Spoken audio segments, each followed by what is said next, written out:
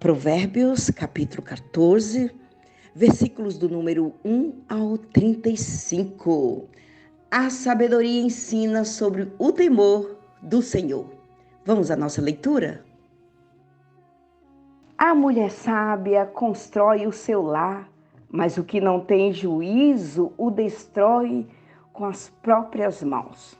Quem é honesto mostra que teme o Senhor, mas a pessoa que se desvia dos caminhos do Senhor o está desprezando. O tolo orgulhoso sofre por causa das coisas que diz. Mas os sábios são protegidos pelas suas próprias palavras. Quem não põe um animal para puxar o arado, colhe bem pouco, mas aquele que põe, colhe muito. A testemunha verdadeira não mente, mas a falsa diz muitas mentiras. Quem zomba de tudo quer ser sábio e não consegue, mas quem tem juízo aprende com facilidade. Afaste-se das pessoas sem juízo, porque gente assim não tem nada para ensinar. Por que será que a pessoa ajuizada é sábia? É porque ela sabe o que faz. E por que será que o tolo não tem juízo? É porque ele apenas pensa que sabe o que faz. Os tolos pecam e não se importam, mas os bons querem ser perdoados. Só você conhece a sua própria amargura e você também não pode repartir a sua alegria com estranhos. A casa dos maus será destruída, mas a cabana dos bons continuará de pé. Há caminhos que parecem certos, mas podem acabar levando para a morte. O sorriso pode esconder a tristeza. Quando a felicidade vai embora, a tristeza já chegou. Os maus terão o que merecem, mas os bons serão recompensados pelo que fazem. As pessoas simples acreditam em tudo, mas quem tem juízo está sempre prevenido. Quem tem juízo toma cuidado a fim de não se meter em dificuldades. Mas o tolo é descuidado e age sem pensar. Quem se zanga facilmente faz coisas tolas, mas o sábio permanece calmo. Os tolos recebem o que a sua tolice merece, mas os ajuizados são recompensados com o conhecimento. Os maus terão de respeitar os bons e pedir humildemente a sua ajuda. O pobre é desprezado até pelo seu vizinho, mas o rico tem muitos amigos. Desprezar os outros é pecado, mas aquele que faz o bem aos pobres é feliz. Quem trabalha para o bem ganha a confiança e o respeito dos outros, mas quem trabalha para o mal está cometendo um erro. Quem trabalha tem com o que viver, mas quem só conversa passará necessidade. Os sábios são recompensados com riquezas, mas a recompensa do tolo são as suas próprias tolices. A testemunha que diz a verdade pode salvar vidas, mas a que diz mentiras é traidora. No temor ao Senhor, o homem encontra um forte apoio e também segurança para sua família. O temor ao Senhor é uma fonte de vida e ajuda a evitar as armadilhas da morte. A grandeza de um rei depende do número de pessoas que ele governa. Sem elas, ele não é nada. A pessoa que se mantém calma é sábia. Mas a que facilmente perde a calma mostra que não tem juízo. A paz de espírito dá saúde ao corpo, mas a inveja destrói como câncer. Quem persegue os pobres insulta a Deus que os fez, mas quem é bom para eles honra a Deus. A maldade leva os maus à desgraça, mas a honestidade protege os bons.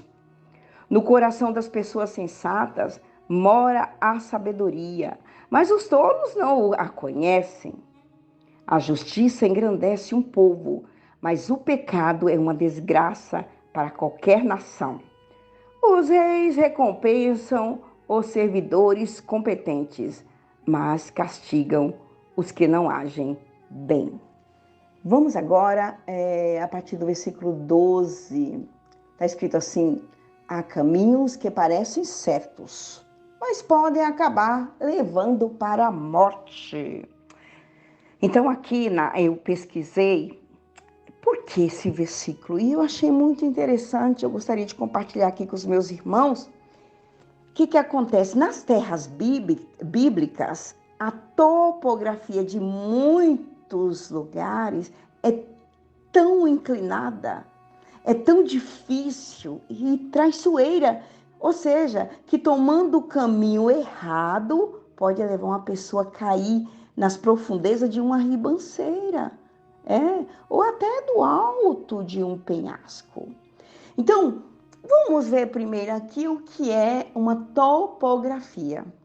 Topografia nada mais é do que o estudo de um terreno. Então, a pessoa vai fazer esse estudo, por quê? Para identificar problemas maiores. Então, a partir do momento que ela faz esse estudo, é um planejamento.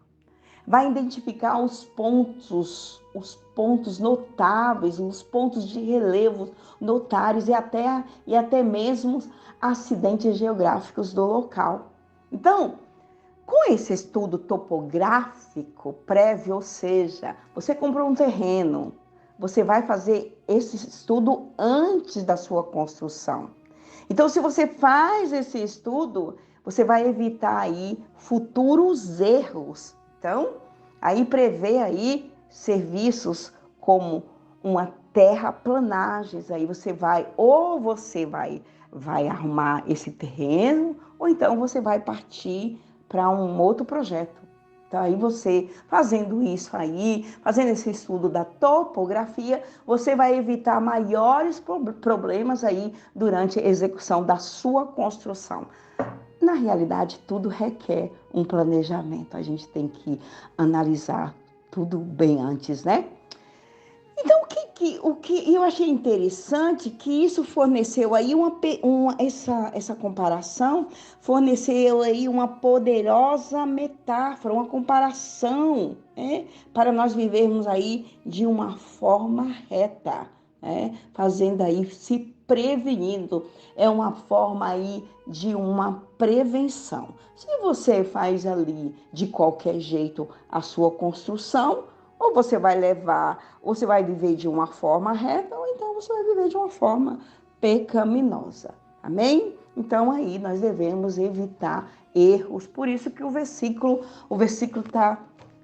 tá dizendo aqui em outra versão: há caminho que ao homem parece direito, mas ao cabo dá em caminho da morte. Então, o homem está seguindo ali caminhos que ele pensa que está tudo bem, mas ele não enxerga o pecado, ele está cego ao pecado, a mente está cauterizada. Quer ver a gente ser perceptível no pecado, para a gente ver se está pecando ou não? Andar com Deus. Amém? Sempre andar com Deus. A probabilidade de você pecar é muito rara, é muito pouco. Glória a Deus. Vamos para o versículo de número 26. Vamos aqui, eu estou fazendo aqui algum comentário de alguns versículos para nós terminarmos, que senão vai ficar muito longo. No número 26, no temor ao Senhor, o homem encontra um forte apoio e também segurança para a sua família. A partir do momento que você tem um temor a Deus, toda a sua família vai bem. Então, isso aí está falando aqui da segurança no Senhor. Então, hoje nós vivemos em sociedades livres. Amém? Então, os cristãos, eles vivem aí em lugares aí cheios de perseguições, né? Então, aos cristãos, isso é comum, para nós isso é comum. E às vezes perguntam, mas como que consegue? Como que consegue criar os filhos em meio a tanta perseguição, né? Então, eu quero dizer, nenhum lugar na terra é perfeitamente seguro, nenhum lugar. Eu quero também alertar você que vive aí buscando Deus, nossa segurança, sabe onde está? Está no nosso Senhor Jesus Cristo, amém? Então, em vez de ficarmos aí preocupados, vamos atentar a este versículo e entregar aí a sua vida e a vida de seus queridos nas mãos de Deus. Ela é a nossa, gente. Deus, Ele é a nossa única segurança.